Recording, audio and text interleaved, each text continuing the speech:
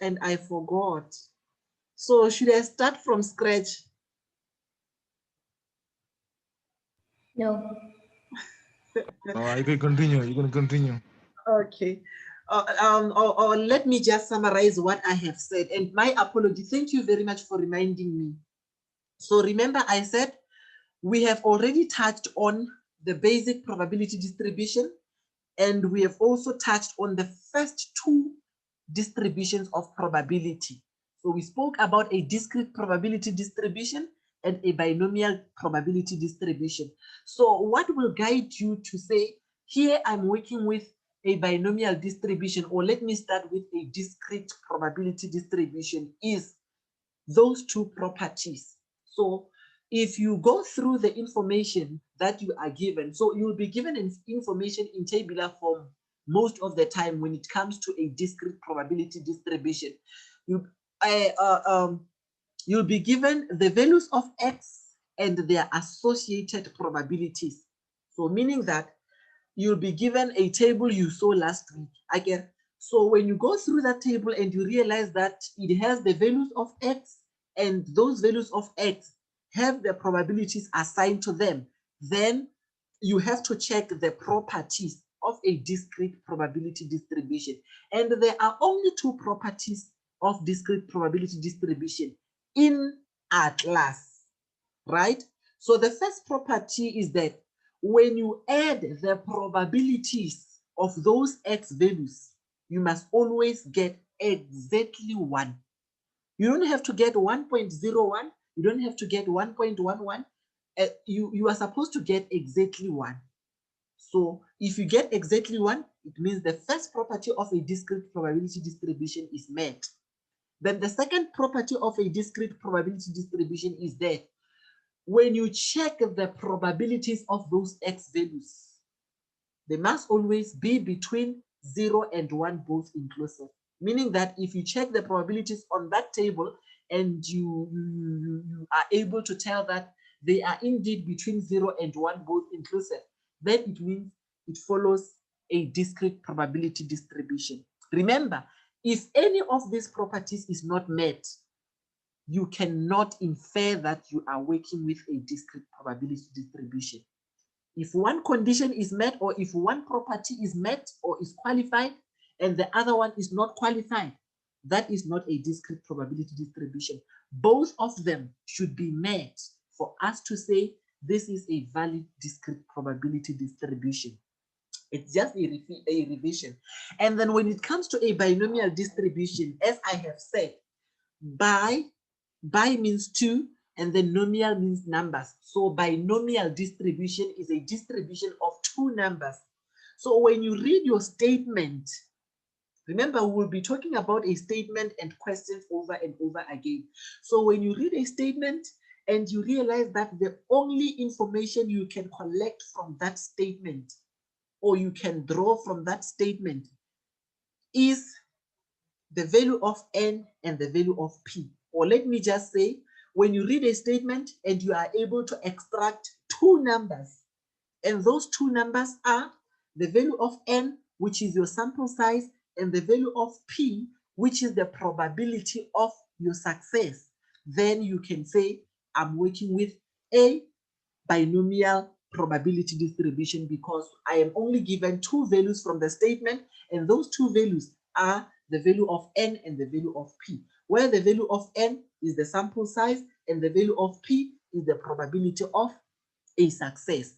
And from the probability of a success, you can also be able to calculate the probability of a failure, which is denoted in this class by letter Q, small letter q, lowercase q. And then you calculate Q by saying 1 minus P, meaning that Q is equal to 1 minus P. So you'll be given the value of P from the statement. And the value of P is the probability of failure, remember. Q is the probability, I mean to say P is the probability of success and Q is the probability of failure. So I will explain those two further when we look at the previous question paper. So you can tell that this is one is a failure, this one is a failure. So I will help you to identify those. So that was just a revision, right? Now, how do we identify a Poisson distribution? So if you read your statement and you realize that you are only given a mean, then you can say, I am working with a Poisson distribution. With a Poisson distribution, we don't have the value of n. It means that the outcomes are unlimited or they are non-terminating. They don't have an end point. They are up to infinity. So you will only be given the value of lambda or the value of mu from that statement. So if you read your statement and the only value you can draw from that statement is mean, therefore you are working with a Poisson distribution. Are we together up to so far?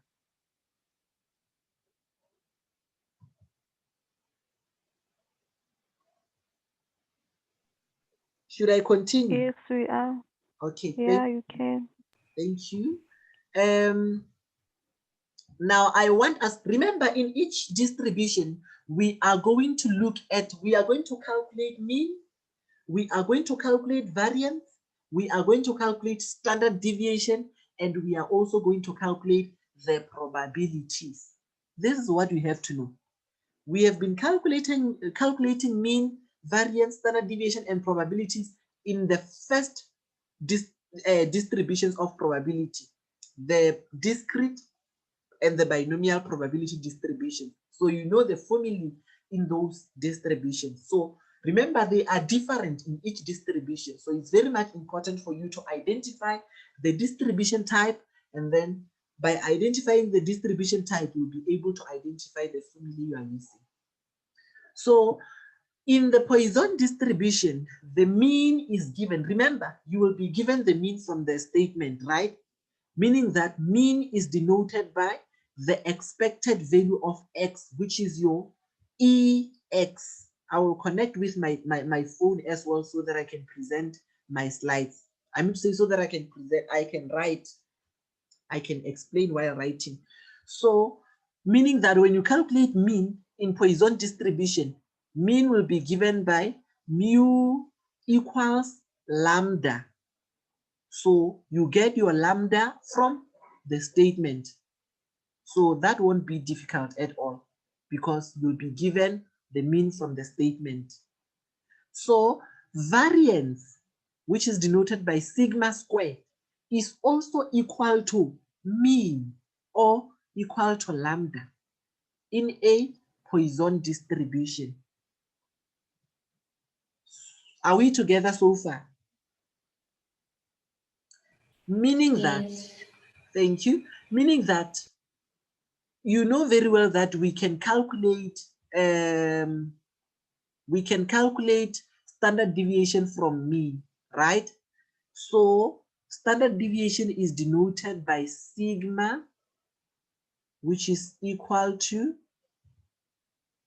the square root of your lambda.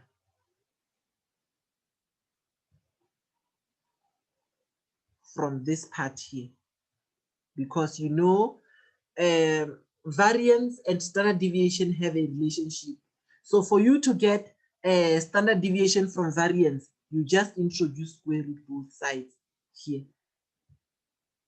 And then you will get this part here. So it's very simple, this one. So when you calculate mean, you can calculate mean by equating it with lambda, and you get your lambda from the statement.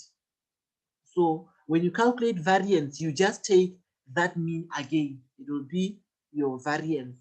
So when you calculate standard deviation, it will be the square root of your mean, and then you get your standard deviation. So when we calculate probabilities, the probabilities are given by, I want to remove this. The probabilities are given by P of x equals lambda to the power x multiplied by E to the power negative lambda over x factorial. So remember, the value of x, this is very important as well. You will always get the value of x, write it somewhere. You will always get the value of x from the question, whereas lambda, as I have said, is given from the statement. So you read the statement, you'll be given lambda, which is your mean. But then the value of x is given on the question. They might say, calculate the probability of getting 2. So in that case, your x will be 2, meaning that you get your x from the question. Whereas your lambda, you just extract it from the statement. And then your E is given on your calculator. So it's just an exponential function from your calculator. So you get it from your scientific calculator. Are we together up to so far? Let me connect with this device. I want us to look at an example. Are you with me? Yes. Okay, let me connect with this other device so that I can present as usual. I can present my board.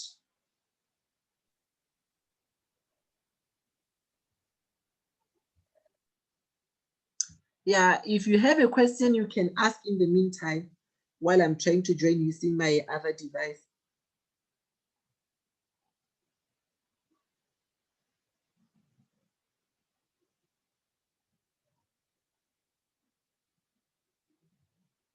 Don't you have questions?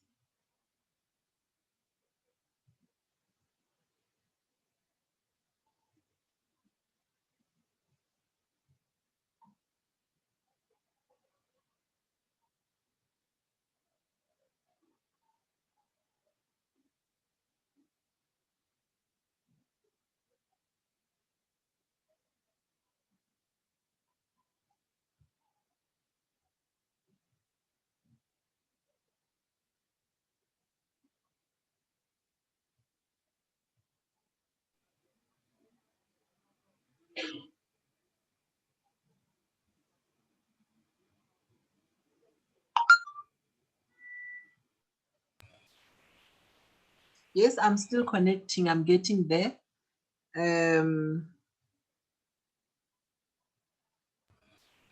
I have a question. Yes, you may ask, dearest one. There was this time in class, so you were cross multiplying to find the value of x. So I want to know when am I supposed to find the value of x or not? You are not supposed to calculate the value of x. It will always be given from the statement, unless we were calculating it for other purposes, but you... Oh yeah, you were looking for the mean. Yeah. Then you were cross multiplying and everything. So I want to know when are you supposed to cross multiply or not? When That's it why I comes got to Poisson confused. distribution. Yes. Okay, we will look at an example. Maybe you will be clarified. So Okay, thank yeah, you. thank you for the question. I'm doing... Your voice, man.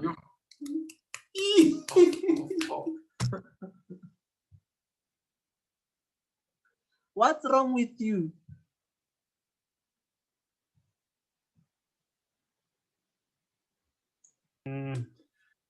Yo, the voice. Yo. Remember, we are in a session and it's being recorded.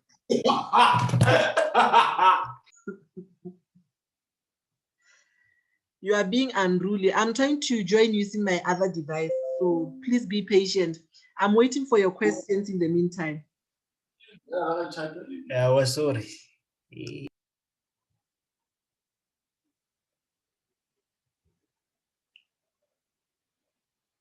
It takes long. But then let's look at an example while I'm trying to join.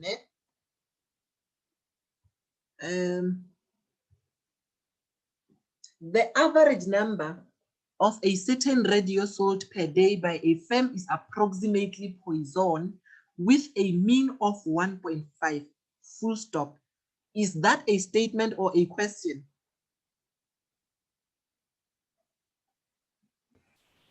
It's a statement.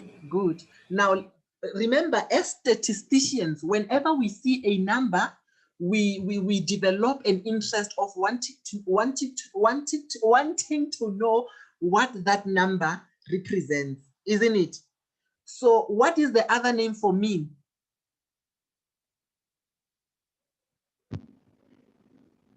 Expected value. Expected value or the expected number. The other name for a mean is what? The average number. Average. Good. So you know. So they will either say the average, or they will say the mean, or they will say the expected value, or they will say the expected number. Those four mean one and the same thing. So the average number of a certain radio sold per day by a firm is approximately Poisson with a mean of 1.5. Full stop. You said we are given a statement, and then from that statement, what can we draw? We have a value, we have a number there, and as I have said, as statisticians, whenever we see a number, we want to know what that number represents. What does it represent?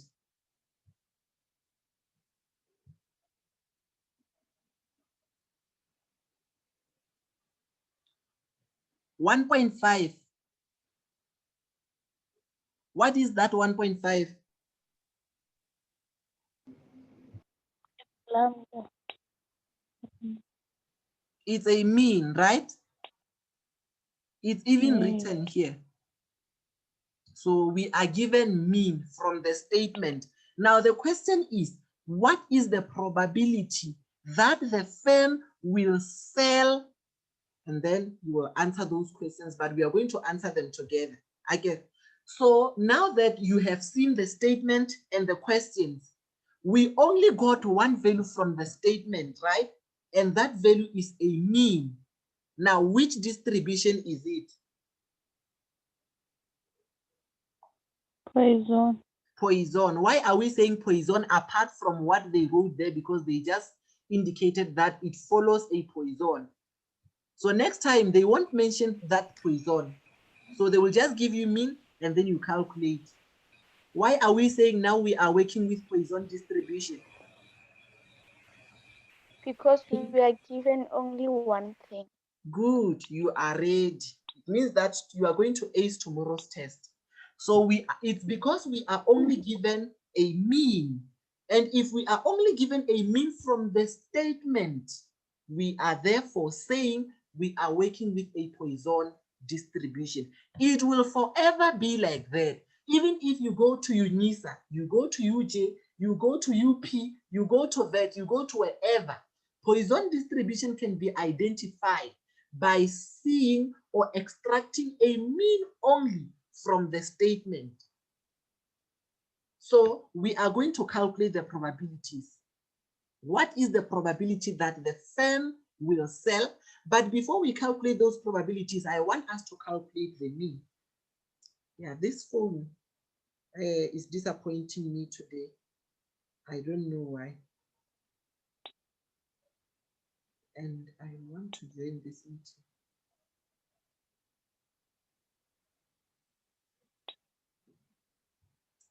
We are going to calculate the mean. Yeah, I think it's getting there.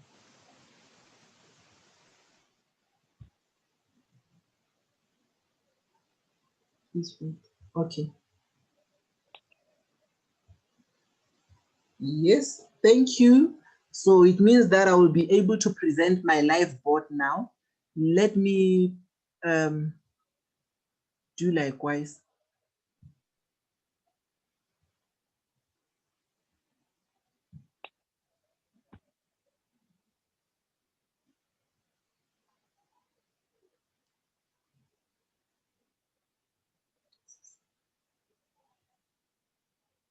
This will stop.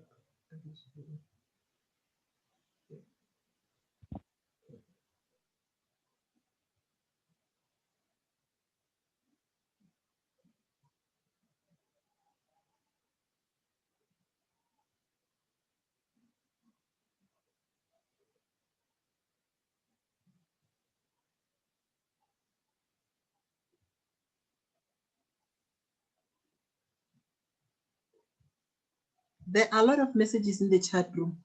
Am I the only mentor in the group? If there are other mentors, please help respond to the messages in the chat room.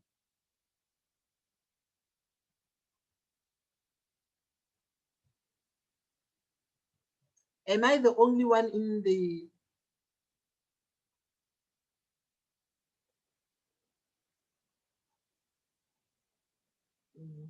How am I going to do this?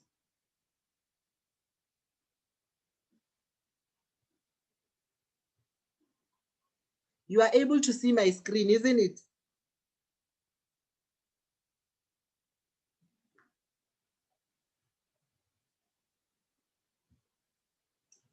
You are all able to see my screen, right? Yes. Okay, thank you. I want to take a picture here so that you can also see the question with me here.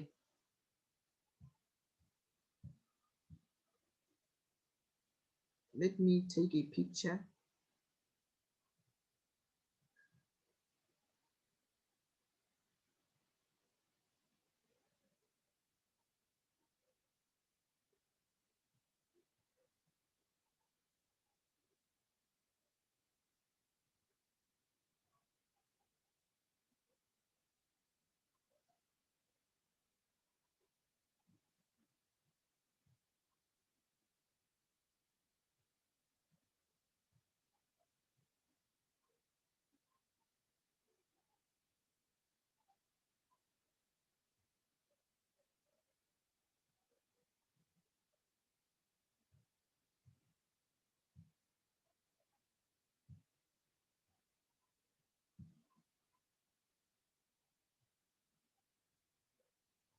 We are all able to see the question, right? So I said we are not going to start by calculating those probabilities. So I want us to start by calculating the mean, the variance, and the standard deviation. So let's start. When we calculate mean, we will say expected value of X equals mu equals lambda equals. So you go back to the information. This is your mean. Therefore, your mean is, was it 1.5? It's 1.5. So you will get a mark for doing this. And then we said you calculate also the variance, which is given by sigma squared equals lambda. And then your lambda is 1.5. And then it's 1.5. You also get a mark. And then you calculate the standard deviation, which is the square root of what? Of your lambda, or the square root of your variance, which is the square root of 1.5. And then you will get the answer. Do you follow? Yes. Okay, that is simple. You see, when it comes to the calculation of the mean, the variance, and the standard deviation in a Poisson distribution, you just take what you are given, you play around it. Okay, as long as you know the formula, you will never go wrong. So what else? We are now calculating the probabilities. So the first question says, calculate the probability of exactly 1. Probability of exactly 1 means X equals 1. So we have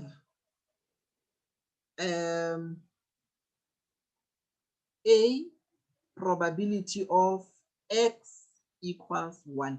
Exactly means equals 1. Remember, I said you get the value of X from the question, but then the general question, the general formula for calculating the probabilities of a discrete probability distribution is given by, oh, these people are disturbing. Guys, please stop sending messages in the group.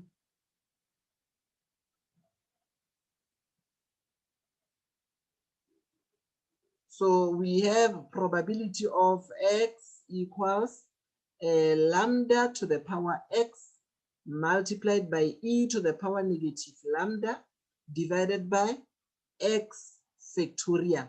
This is the general formula. You have to know it for calculating probability in a discrete probability distribution. So it means that for each value of x, when we calculate the probability, we are going to use this formula. So, and I said we get the value of x from the question, value of x from the question, x from the question. But then lambda is given on the statement, and then E is there on your calculator. If you can check, it's there. So now we are calculating probability of x equals 1, meaning that we are calculating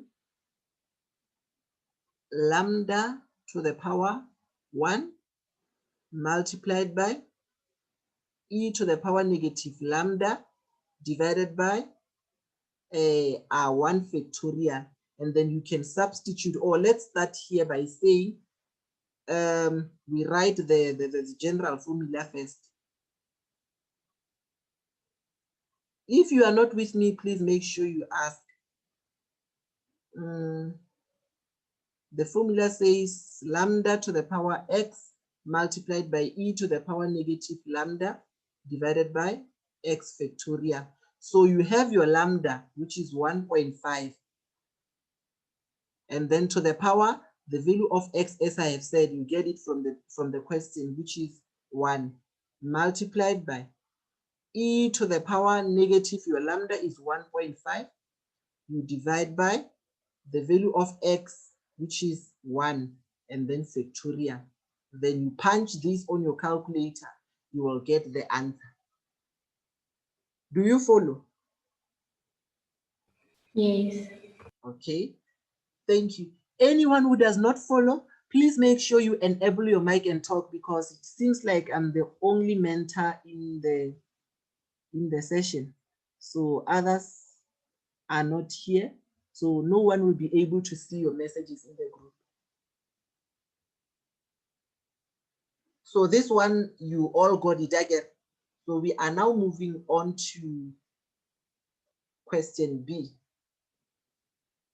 Question B says at most 2. We start here. At most, I said the moment you see at, you think of equals to, and then most in statistics means less. So it means that they need x less or equals to 2. Then this will be how you denote that probability. So we say probability of x at most 2. So that will be your probability. And then over 2 days. Remember, our mean is per day, right? Meaning that we are going to calculate mean for your arrays. These messages, we are going to calculate the mean for 2 days. We start by calculating the mean for 2 days. And then if a mean, let me use mu for me, equals, or let me use lambda. Lambda, okay.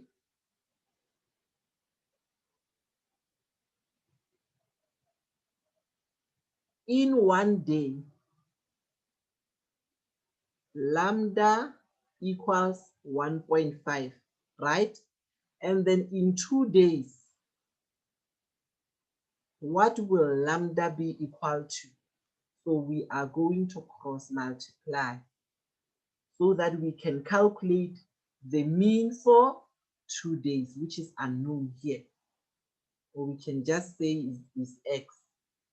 So when you cross multiply, you will have 1 multiplied by x, which is x, equals 2 multiplied by 1.5, which is it 3?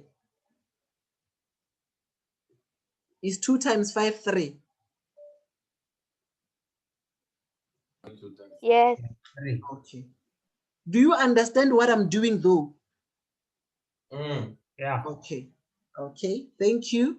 So we have calculated a lambda for 2 days.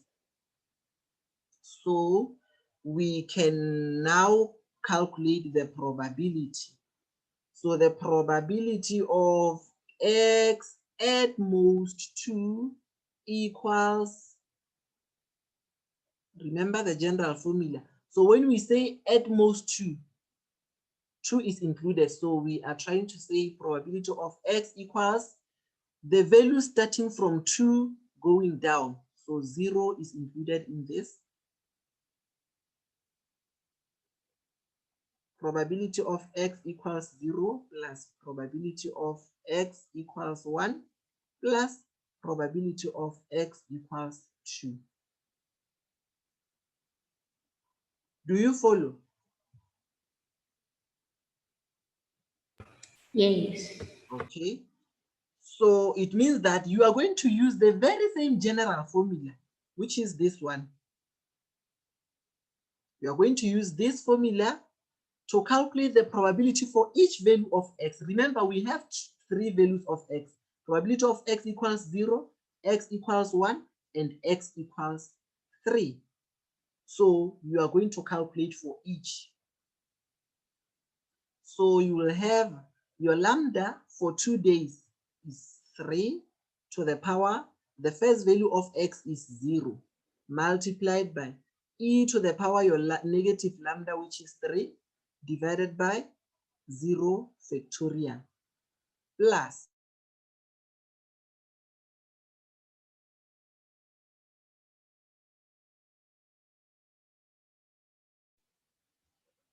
the PC is giving me problems now. Are you still with me? Yes. Okay, thank you. So now we go for the second value. For the second value of x, lambda is still the same, which is 3 to the power, the value of x is now 1, multiplied by e to the power your negative lambda, which is 3, multiplied by your x, which is 1 in this case, and then plus the third value of x, which is what? The third value of x is 2. So it will be your 3 to the power 2, and then multiplied by e to the power your negative 3, you divide by your 2 factorial. Do you follow? Okay. And then you are going to punch all these values on your calculator, and then you will get the answer. Remember, your answer, probability of x greater or equals to 2, should be between 1 and 0, both inclusive. So after adding all these probabilities, your value should lie between this interval, within this interval. That is why last week I said this axiom or this property of probability is universal.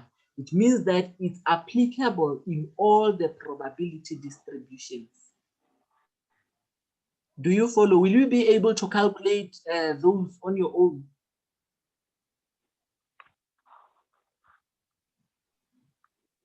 Yeah. I'm still calculating. Okay.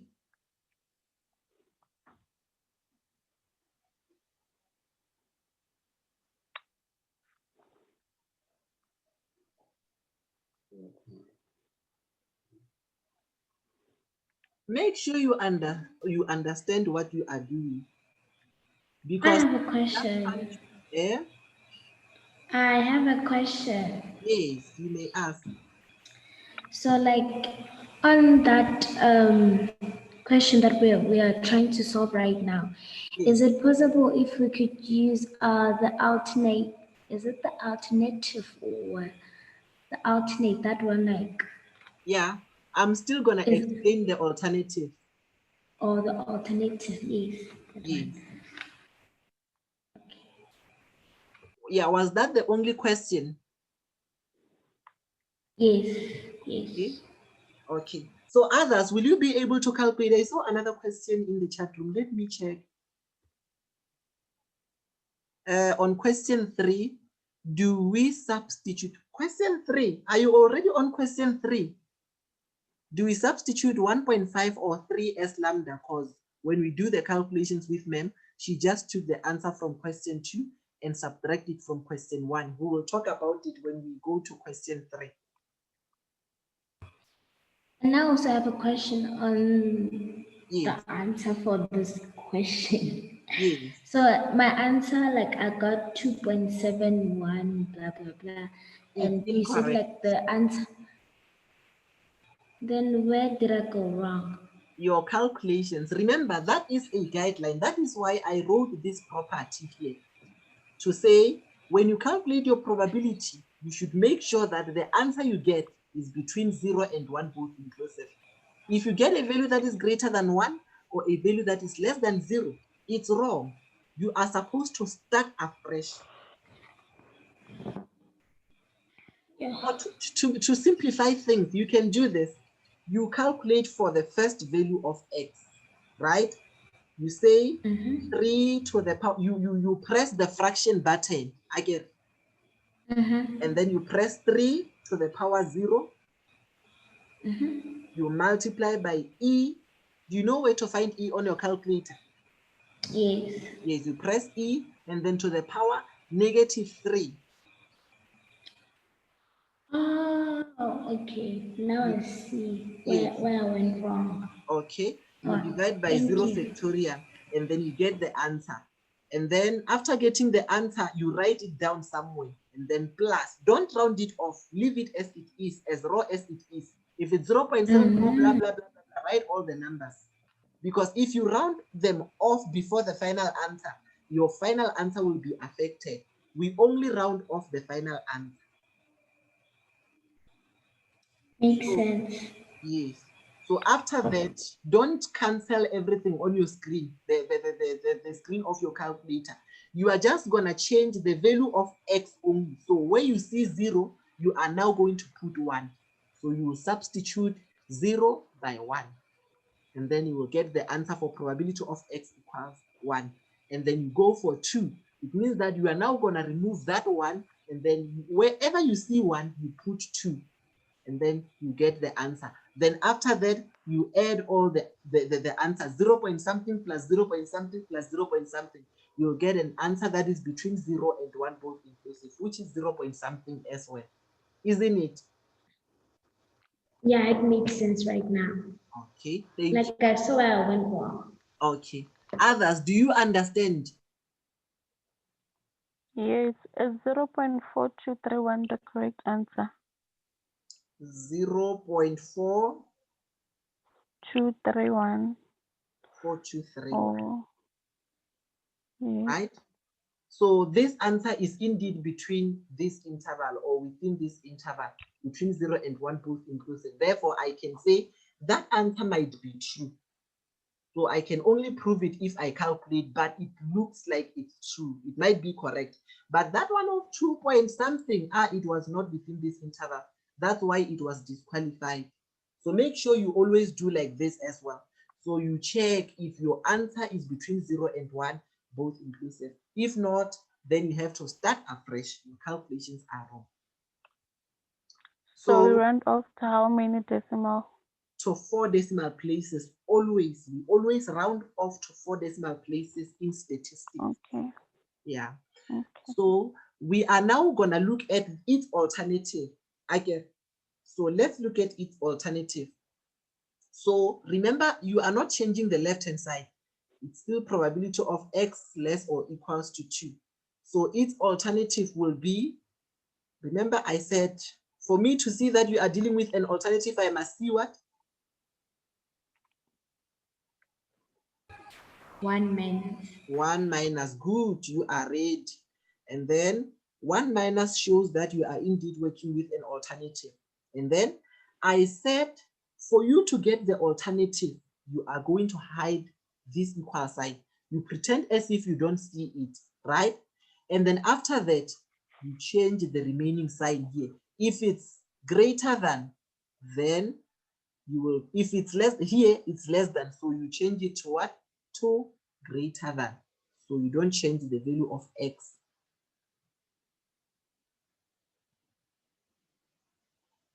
Did you understand how I got that alternative? Yeah, these groups. Yes. Okay, thank you. Now let's see if we'll be able to calculate using the alternative. Remember, I told you that when we were dealing with discrete probability distribution and binomial, I said, yes, the alternative is very much important for us to know, because we will need to know the alternative when we go to a Poisson distribution. If you don't know the issue of alternatives, you will fail to calculate when it comes to greater than, or when it comes to at least, which is your greater or equals to.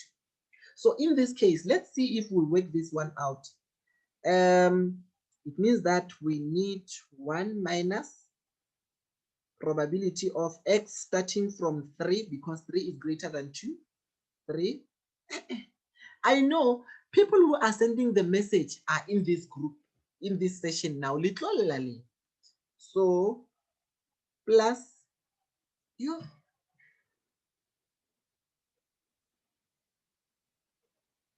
plus probability of x, y 0.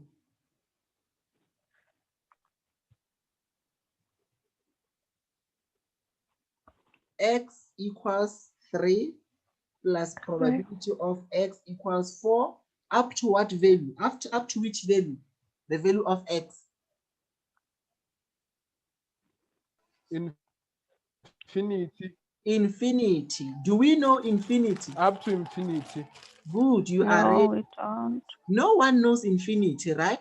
Even the mathematicians, No. those Pythagorean, what, blah, blah, blah. They don't even Infinity. know this infinity. They just know that there is infinity, but they don't know what infinity is. So no one knows infinity, meaning that the alternative in this case cannot work. So we only go with the null. But it will work when it comes to greater than, or when it comes to at least. Probability of 1 minus probability of x greater or equals to 3. That is still correct, but you will not get you will not succeed in doing your calculations this time around, because we don't have the value of n. Remember, we don't know where we are gonna end.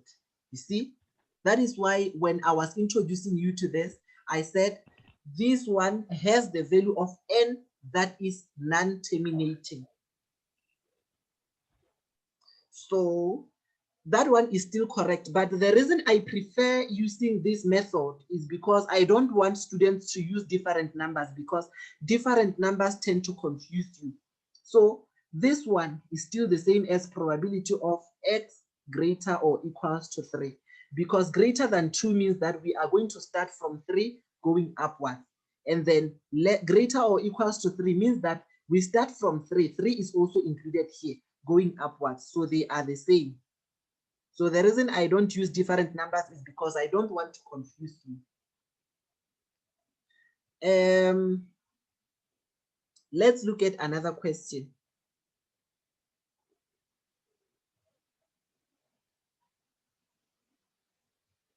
You others are even sending friend requests.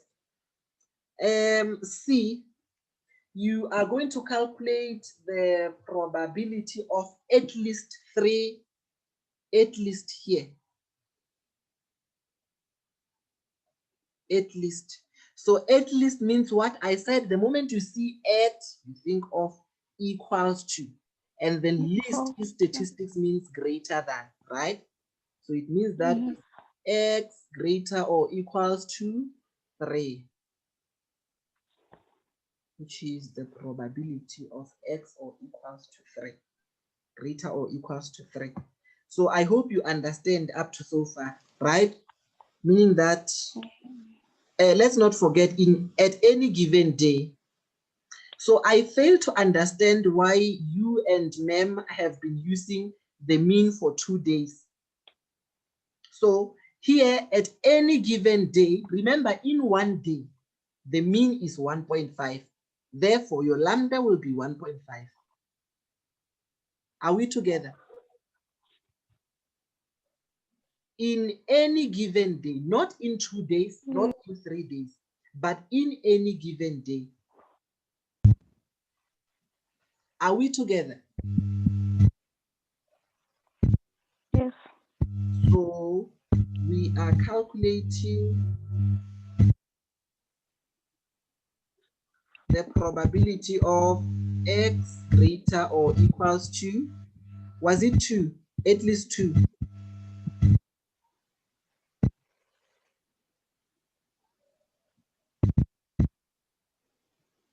It's at least 3.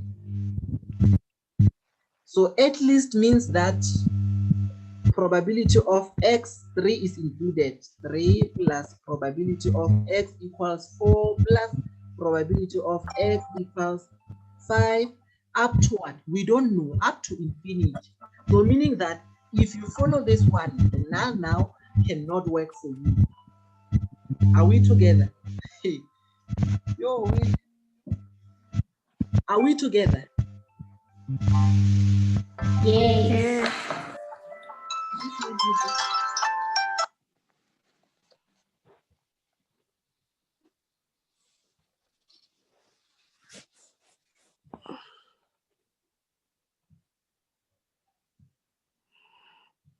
Okay. It cannot work. Therefore, we are forced to go with an alternative. That is why I said it's very much important for you to master both the null and the alternative. You can never run away from this. So we will say probability of x greater or equals to 3 equals. So we go with the alternative, right? For me to see that you are working with alternative, I expect to see 1 minus. And then you hide this. You pretend as if you don't see it, and then you change this sign. So it will be probability of x what? When we change this sign is greater than, we change it to what? Less than. Less than. So we'll have less than, and then you still take your 3, which is still the same as probability of x less or equals to 2. True. Right? So I'm avoiding to use different numbers so that you don't get confused.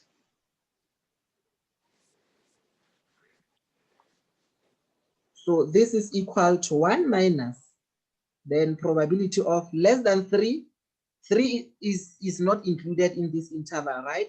So we start from x equals 0 plus probability of x equals 1 plus probability of x equals 2. And then you close your bracket.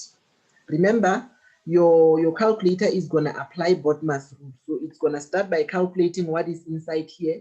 Then after that, it takes the answer from the bracket, it subtracts that answer from 1, and then you get the correct answer.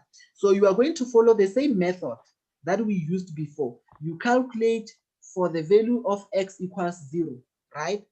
And then you come to the value of x equals 1, the value of x equals 2. What I'm saying here is that you are still going to look at the general formula. E to the power negative lambda multiplied by lambda to the power x divided by x factorial.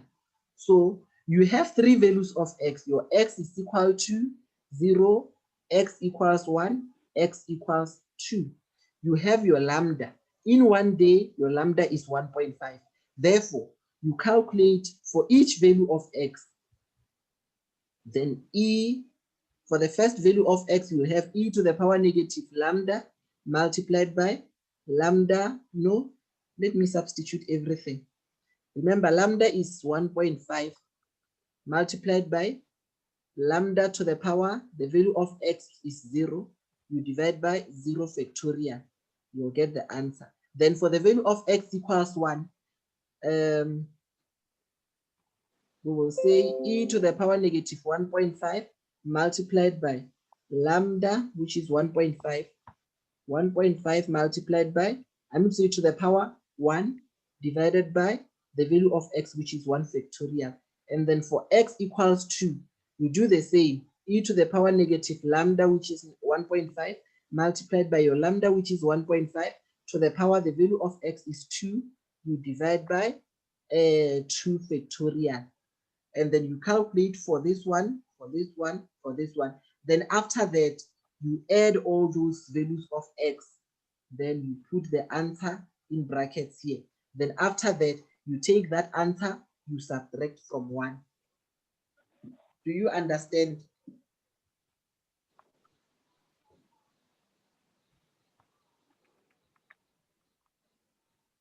Yes. Okay. All of you.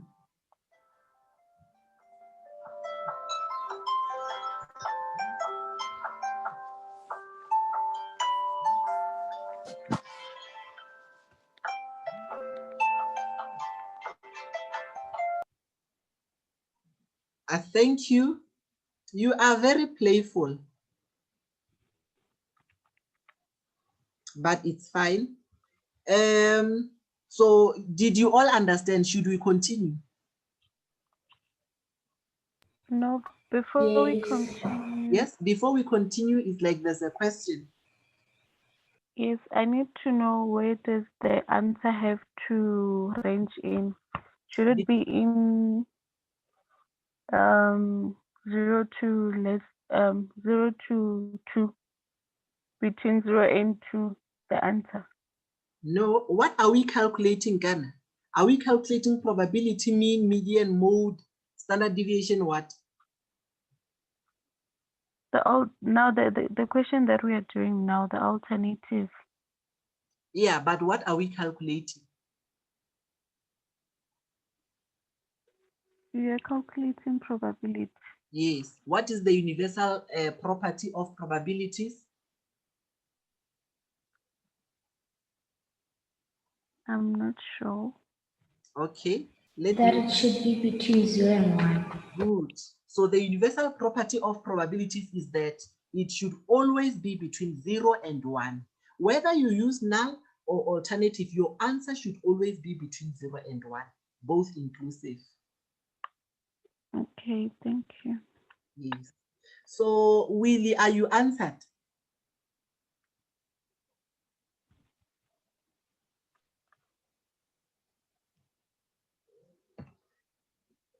Let me charge the PC.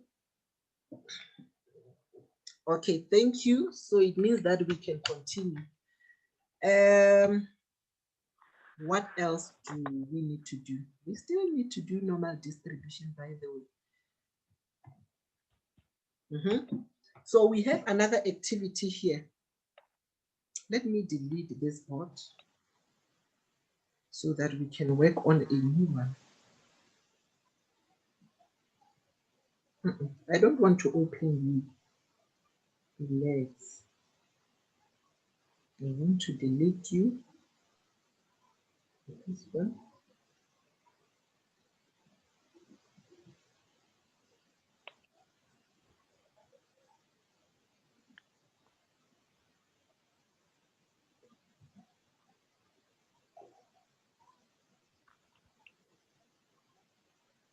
So I'm giving you this activity and I'm giving you 3 minutes to work on it.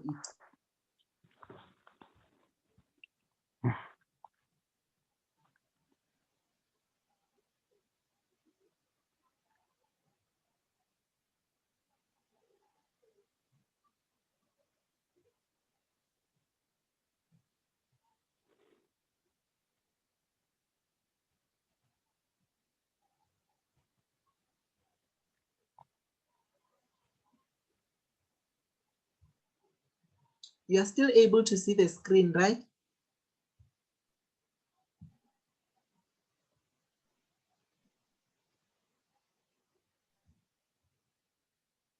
And file not found.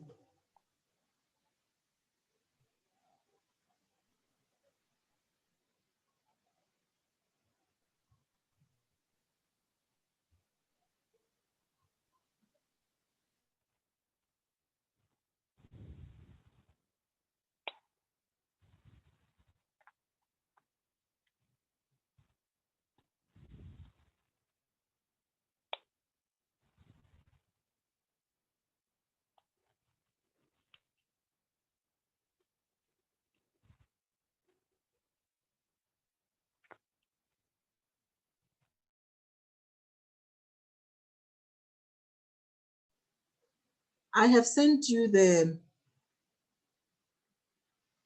notes. No, this picture.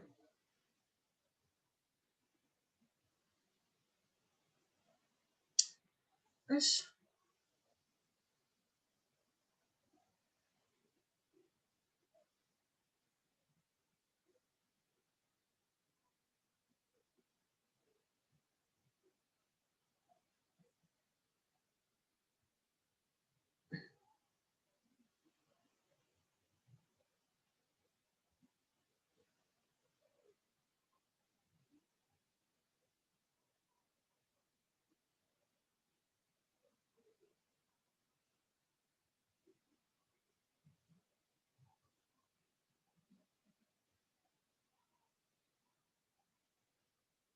Archie, I don't know. Please work on that activity. It's there in your slide, and it's taking me long to.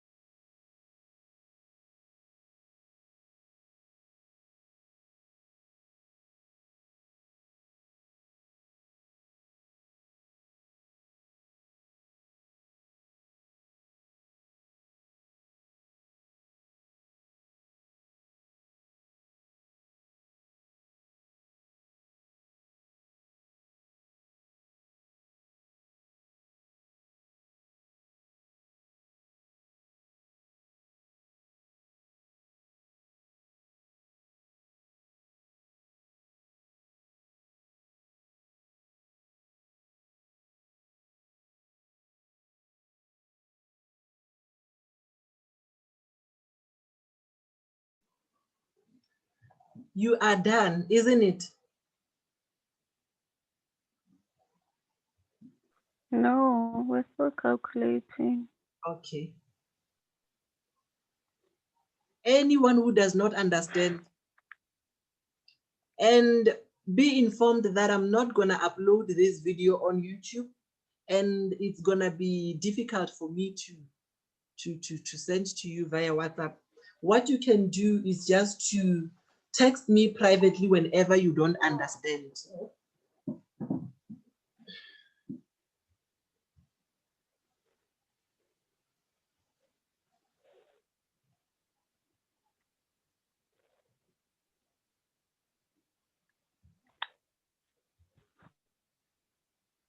Do you all understand?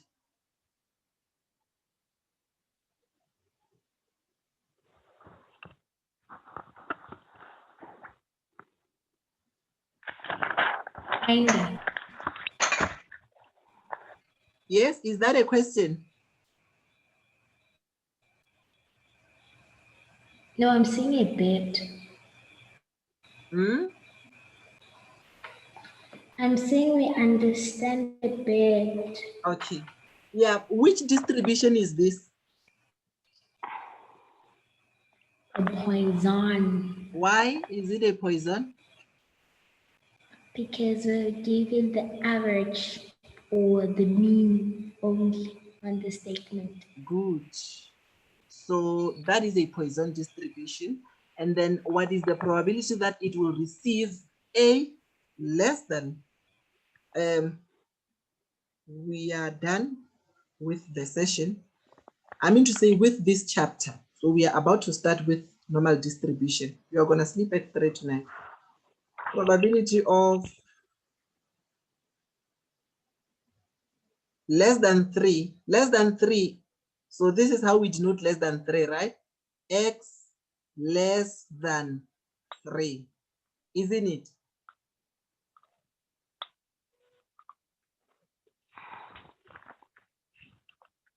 No, Is that not the correct notation?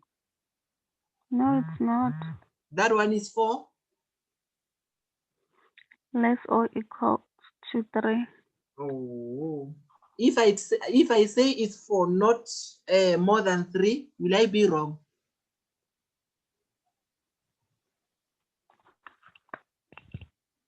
It's for what?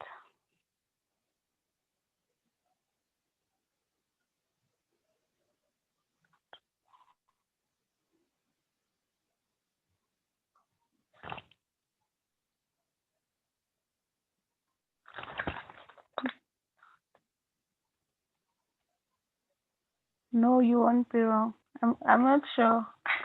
Yes, it won't be wrong. Not more than 3 means that it can either be equal to 3 or less than 3, Unless, but not more than 3, meaning that it's still the same, right? okay. So this is not less than 3. It is at most 3 or not more than 3. I mean to say at most 3 or not more than 3. So it's x less than 3, and then you can calculate that probability of x equals 0 plus probability of x equals 1 plus probability of x equals 2. You do the same. You are given your mean, which is 6, and then you apply that formula. Equals lambda to the power x multiplied by e to the power negative lambda divided by x factorial. You always get the values of x from the statement, from the question, I mean to say. So in this case, the values of x are 3. So you follow the same method we were following. So you have your mean, which is that one per day. Do you follow?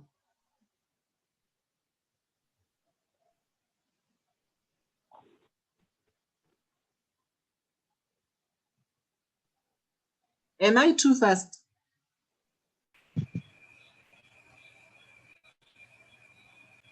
Hello.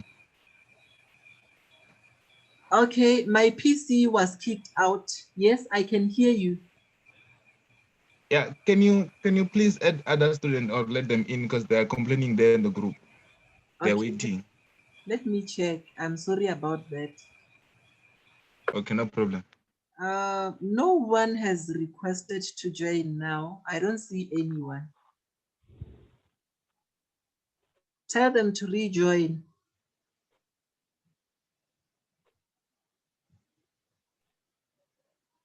So you understand, Dagger?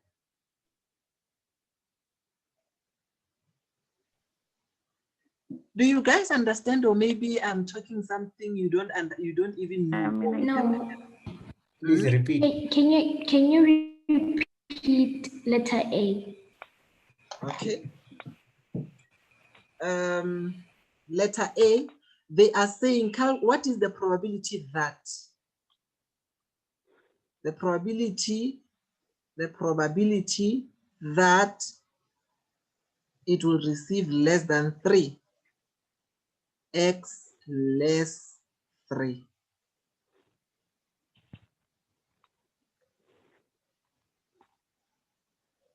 Which is equal to, we are going to have a contact session during the weekend in preparation for your test, because this online thing doesn't work. So less than 3 means that you take the values that are less than 3, but 3 is excluded. So the values that are less than 3 are 0, 1, and 2.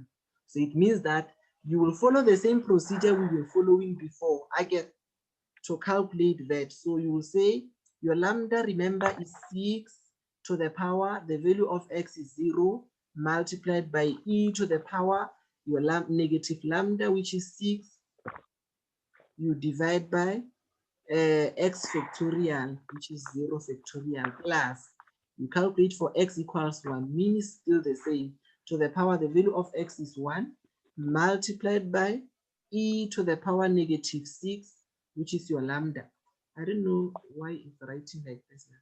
Divided by your x is now 1, and then factorial plus, and then when x is 2, 6 to the power x is 2, multiplied by e to the power negative lambda, which is negative 6, divided by your x is now 2, so 2 factorial, and then you calculate the probability. You will always get a value that is between 0 and 1, both inclusive.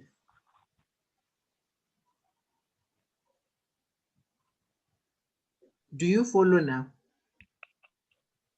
Yes. Okay, so we look at the second question. Exactly 4 bet checks. Exactly 4, remember I said is probability of x. Exactly means equals to 4. And then equals, remember, in half a day. So we are supposed to calculate a mean for half a day. So if in one day a mean is 6, in half a day, lambda will be equal to what? 3. Good, it's 3. So it's x, you cross multiply, and then this 1 times x, you will get x equals half times 6. Half of 6 is 3. Therefore, your mean in half a day is 3, right? So then you calculate probability of x equals 4 in half a day. So remember your lambda is 3 to the power, the value of x is 4, multiplied by e to the power negative, your lambda is 3, you divide by your 4 factorial. So the answer that you are going to get will be between 0 and 1, both inclusive. Did you understand? Yes. Okay. So it means that we are done with Poisson distribution. We are done with the first 3 distributions. We are now getting to, or we are now going to that one of normal distribution, the simplest of them all. But then many students think it's complicated or it's difficult. Okay, I can't see anyone who's trying to join. I don't know what is wrong, but I can't see anyone who's trying to join. Oh, okay. Yeah, I know what the problem is. It's because I am now using this other device. You are right. They might have tried to join and I did not let them in. Shoot. I forgot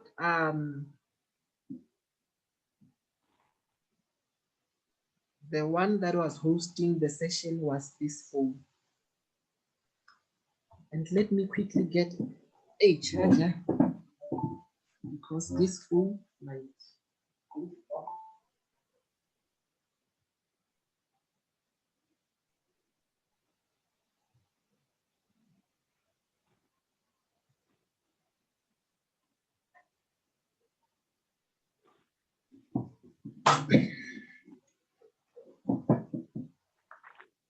My internet connection is unstable in the PC.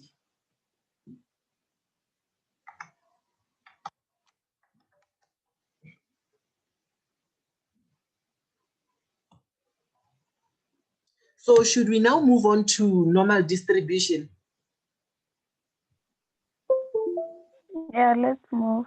Okay, thank you.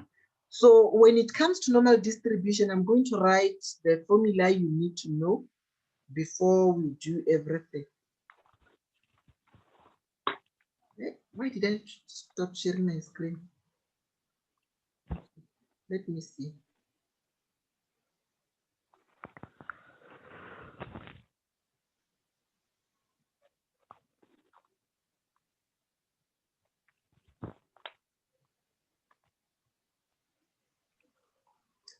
So with normal distribution,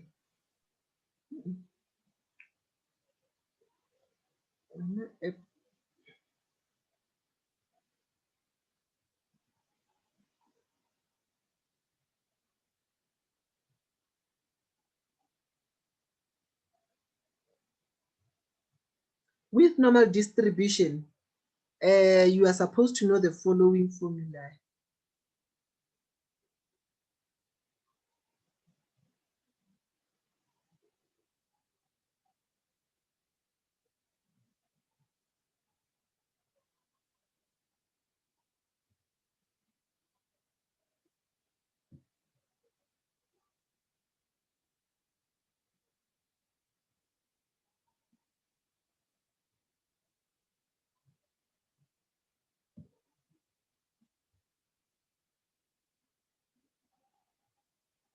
So we have the probability of Z greater than A. There's no way I can teach normal distribution without introducing this formula. So it's very important. And in my session, I'm not going to use the graphs. I only use the graphs when it comes to hypothesis testing. So when it comes to normal distribution, I'm not going to use the graphs because they confuse many students. I only introduce the formulae to you, and then if you master them, then there's no way you can go wrong with normal distribution. So the first formula is the probability of Z greater than A. So we are saying this one is one-sided. Yeah, let me use a graph once, but just to make you understand what I mean when I say this is one-sided. And most of the time before we start with this lesson, I normally ask if the students are normal. So, but you will answer that question next time. So you will tell me whether you are normal or you are abnormal and what makes you think you are that way. You are either normal or abnormal. So it means that you possess certain characteristics that make you to be normal or abnormal. So this is a curve that is normal. This curve is very normal. I get. So I'm sorry to those who don't have curves like this curve. So we are going to look at it this way. So this is 0, right? And then it's bell-shaped. It's one of its characteristics. So this side, this is your right-hand side, right? So you have 0.5, and then this side,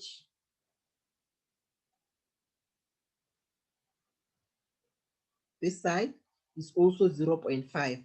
So when you add this side and this side, you get 1.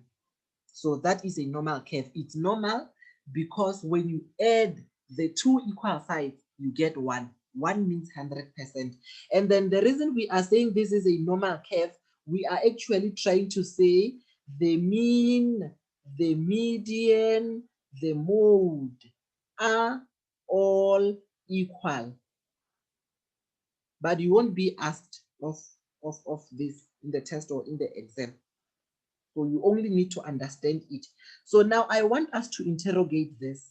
We are saying if the probability of Z greater than, if the value of Z is greater than A, therefore we are going to have what? So greater than A, meaning that your A is positive. If your A is positive, it means it's on the right-hand side. This is the right-hand side, and the positive values will be this side, meaning that it's one-sided because they are saying it's positive. And if it's one-sided, do you understand the one-sided part?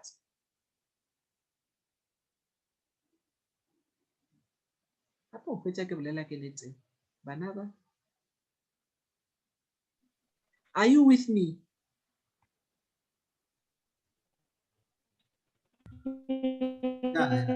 Yes, we are. Okay, thank you. So we are saying it's one-sided because it is found, the value of A is found on the right-hand side of our curve, which is this side. So you can find your value of A somewhere here. So that is why we are saying it's one-sided. And if it's one-sided, on this side, we have this total area of 0.5, isn't it? So This implies that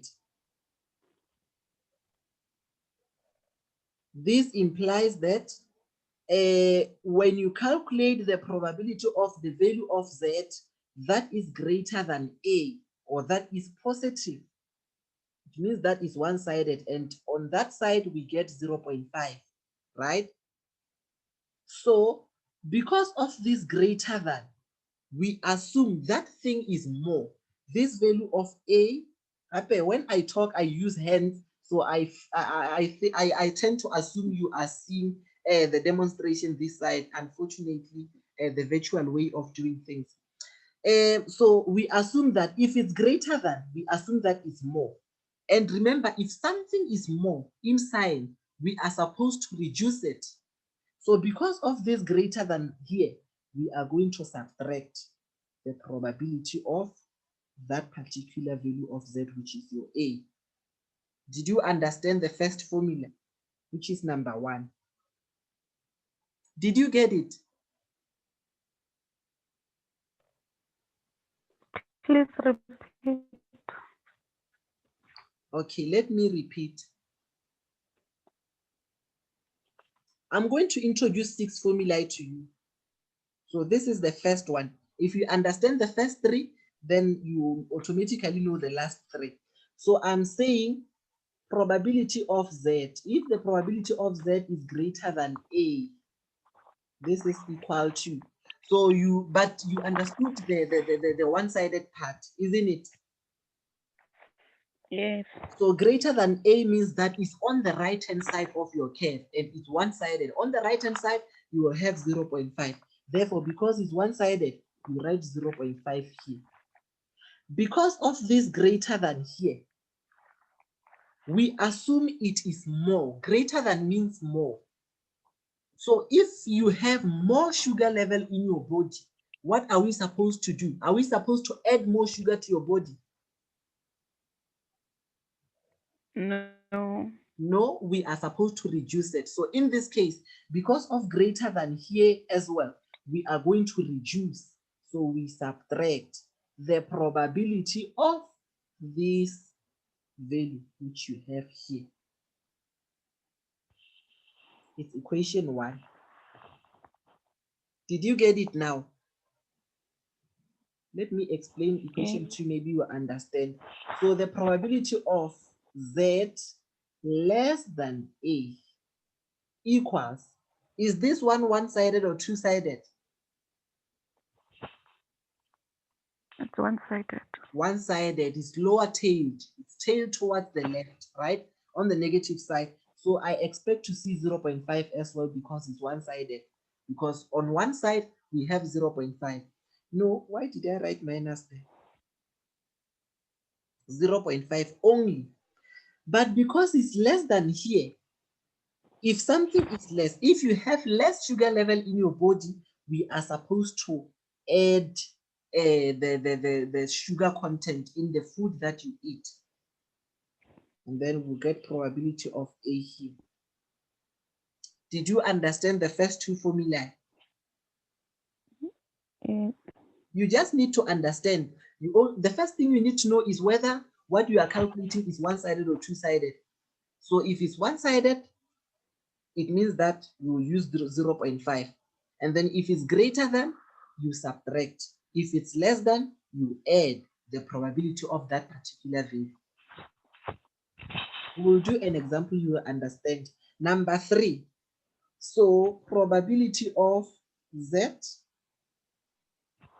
A, and B.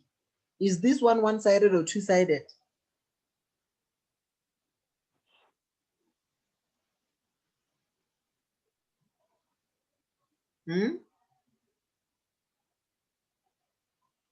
How many values do we have? 2. 2. The value of A and the value of B. Therefore, we cannot say is one-sided, right? So we will say if we cannot say it's one-sided, then it means that we cannot use 0.5. Then in this case, you are going to take the probability of this one on your right, the bigger one, probability of B, you subtract the probability of the smaller one, which which is A. And then you will get the answer. Are we together? So remember this signs here. It means that B is greater than A because you have A, this side, and then B. It's just that Z is in the middle of them. Again, so, but in other words, B is greater than A. Therefore, that's why we are taking the probability of the bigger value, we subtract the probability of the smaller one. Do you understand? Yes. Because if you take the probability of the smaller one and you subtract the probability of the bigger one, you are going to get a negative probability. And that is wrong. We can never get a negative probability. Remember the universal property of probabilities. So this is the third equation. I want to write it clearly so that you can be able to write the next two or three. So we have probability of if Z is between B and A, then we'll have probability of B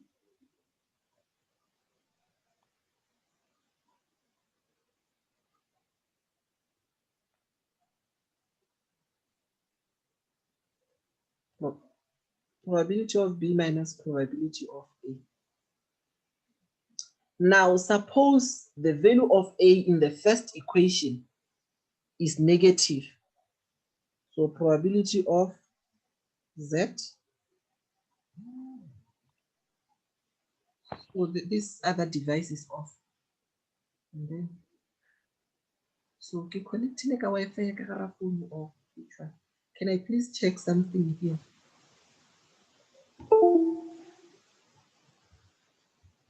So you are no longer able to see what I'm writing again. It's because this phone went off.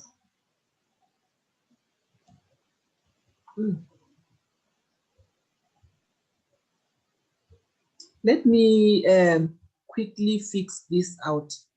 But did you understand the first equations there? I want to. Yes. Yeah. If you did not understand, please ask me while I'm still trying to rejoin the session.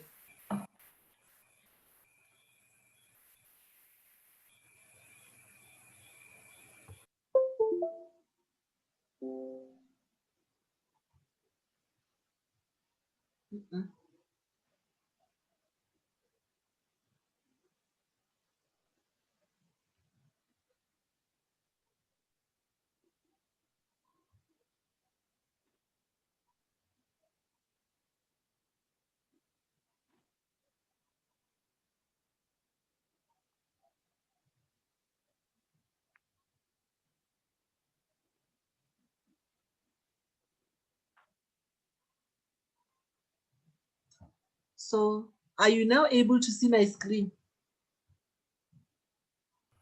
No.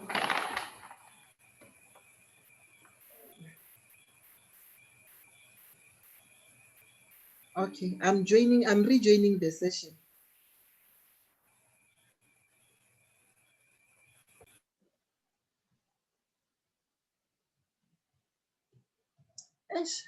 Yeah, this online.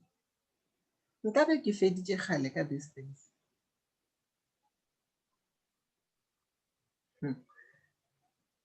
The internet connection in the PC is also unstable. So it means if it kicks me out in the PC, we are also going to have a problem when it comes to the phone. Please wait, the meeting host. And then, oh, okay.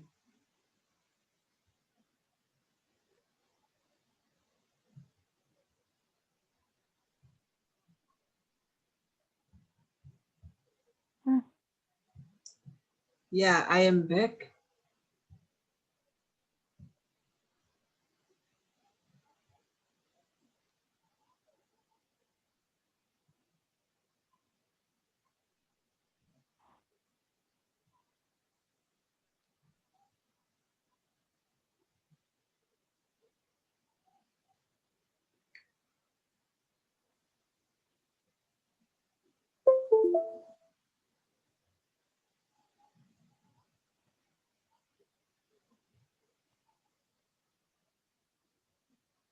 Whew.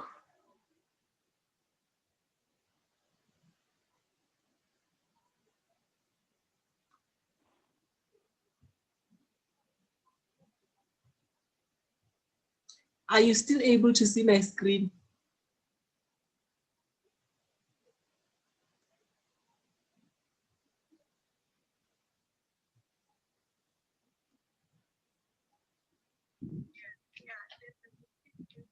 So you are able to see my screen, right? So here, what we are going to do, the probability of Z is greater than negative A. You look at the first equation, right? So this first equation. Thank you. Are you hearing your colleague, Maposa? Are we still together? Yes, we still. Okay. Yeah. Yeah, then this one is related to the first equation. Let me erase it and write it very well so that you can see.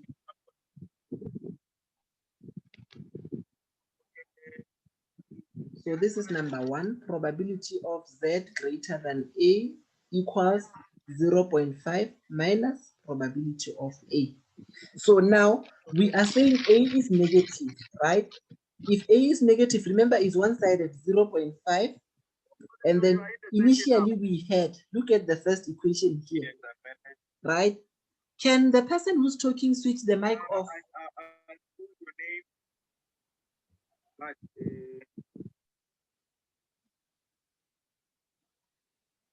Thank you.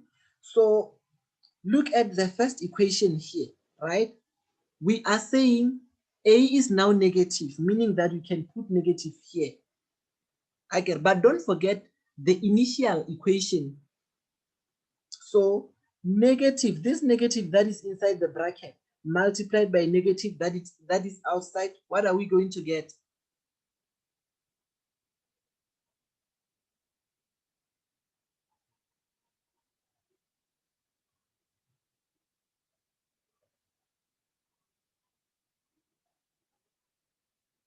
Are you still with me? Yes.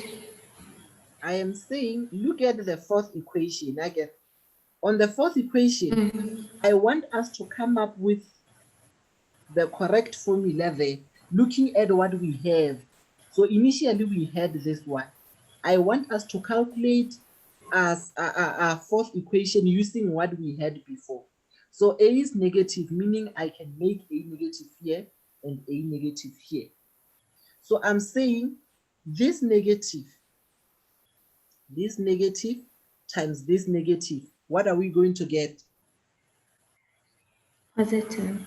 Positive. So it's positive probability of A. Meaning that if you know the first three, you automatically know the last, because we are just going to make A negative. So number 5, probability of Z less than negative A. You do the same, 0.5. You go to equation 2, this one, less. So A is now negative. So A is negative. This negative times positive, you will get negative, right? And then probability of A. Are we together? Yes. So now I gave you 5 formulae, right? It means that we are going to make use of those formulae to calculate the value of Z. I'm going to say the probabilities in normal distribution. Make sure you don't forget them. Let me write them very well. Yes.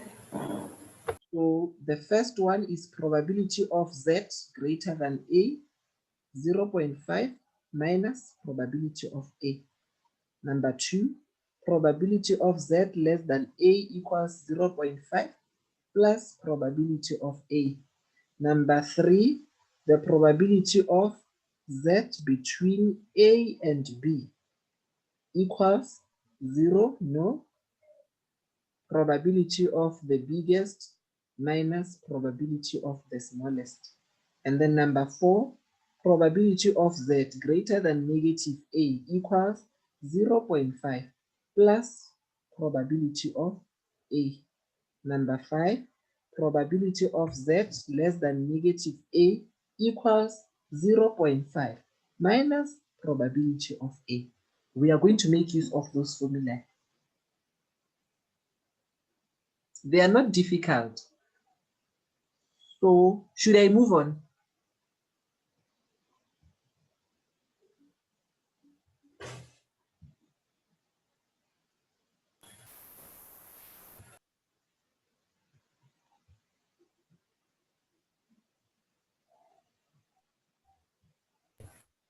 You can move on. Okay. I'm looking for, I want to take a picture as well. I need normal distribution. I did not open the slide. Normal distribution.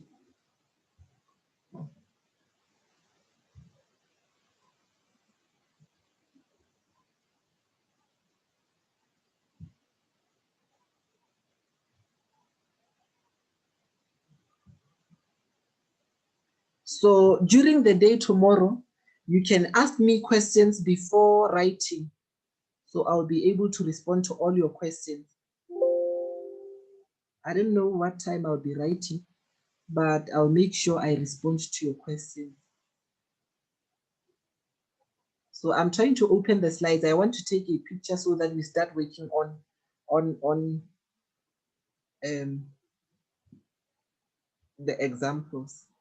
So if there's a person who wants to join the meeting, please inform me so that I can go back to the other window and admit the person.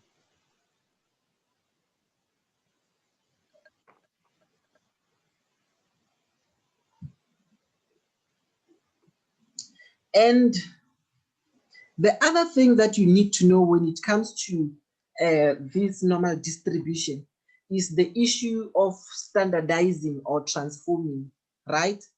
So sometimes we will be working with the value of x, and sometimes we'll be working with the value of x bar, right? So it's always important for you to standardize these values to z. You standardize this one to z as well.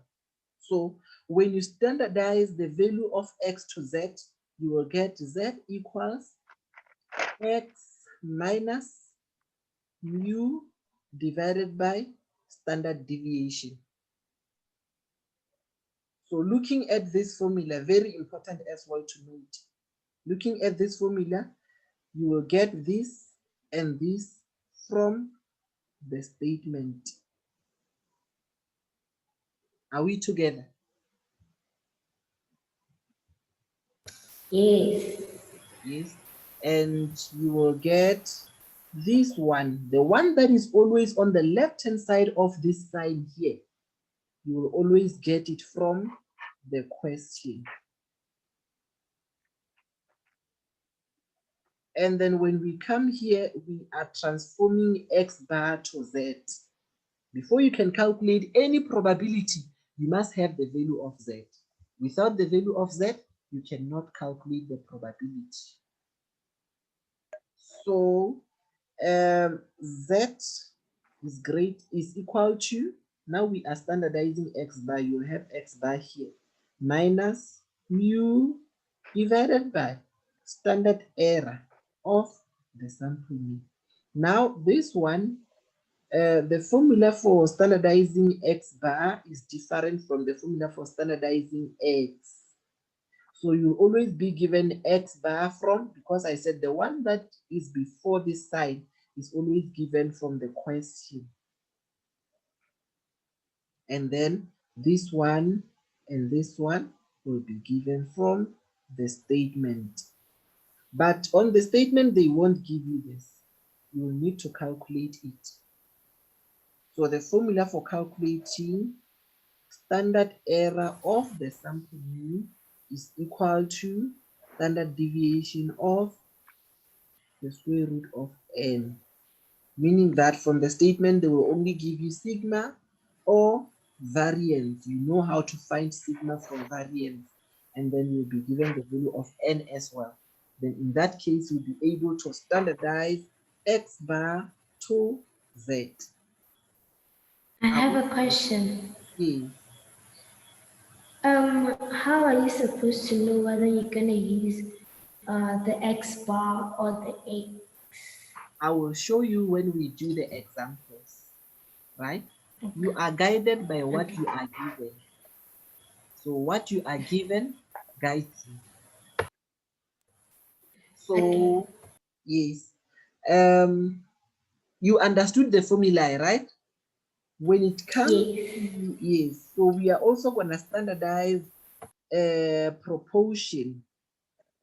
So sometimes we standardize proportion to Z, and then we will say Z equals a proportion minus this proportion you divide by standard error of a proportion. So this P denotes the sample proportion. And then this one, the pi, denotes population proportion.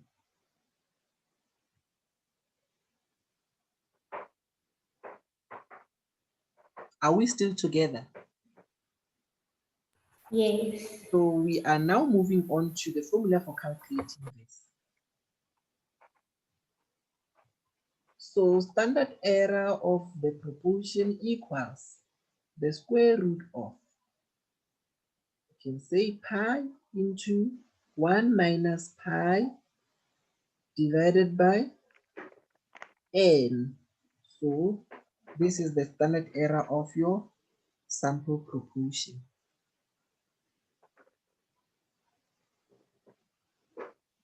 Very important to note as well.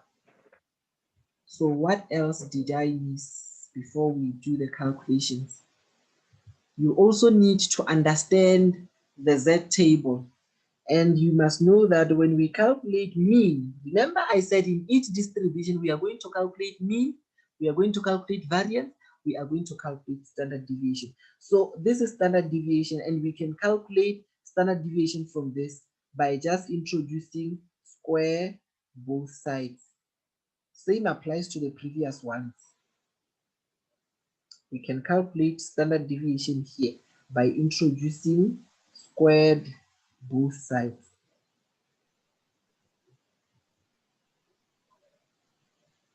You are still with me, right?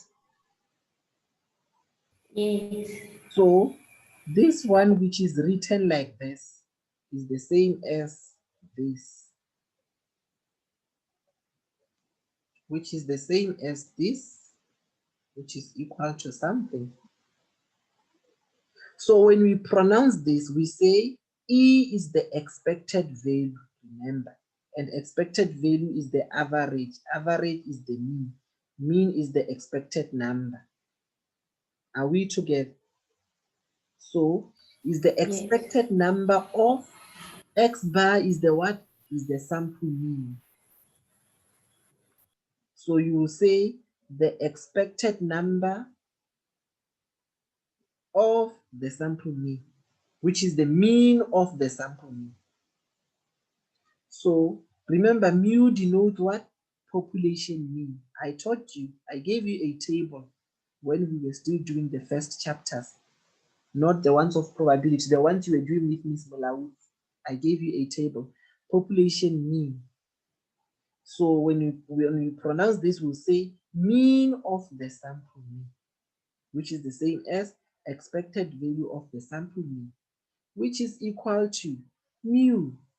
So you will always be given mu from the statement, and they will ask you to calculate mean again while they gave you mu. They like playing with you, so you should be careful. Are we together?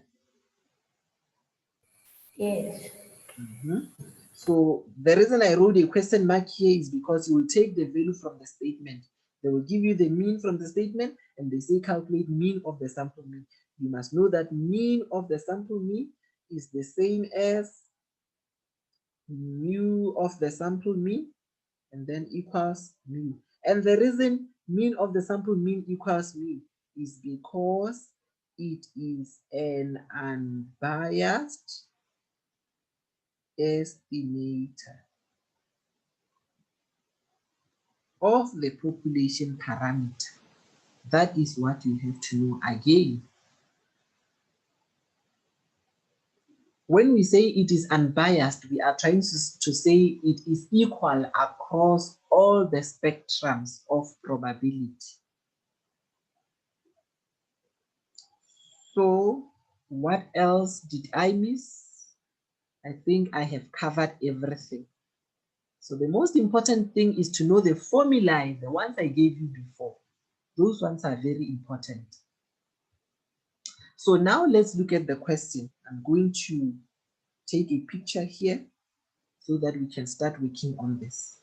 And then I want to show you how to identify the X bar and the X. Yeah, the dogs are saying it's late.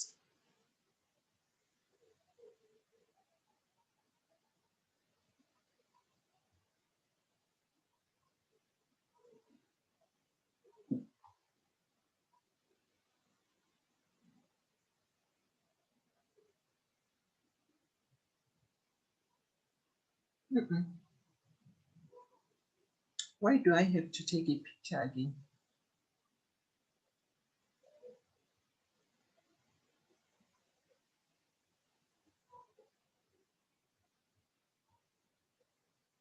No, I don't want this part.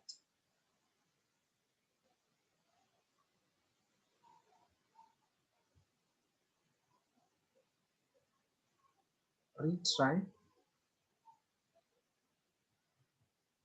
My internet connection is unstable.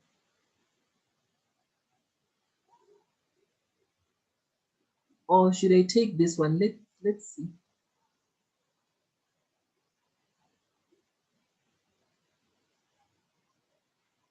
Yeah, let's use this one. It's okay.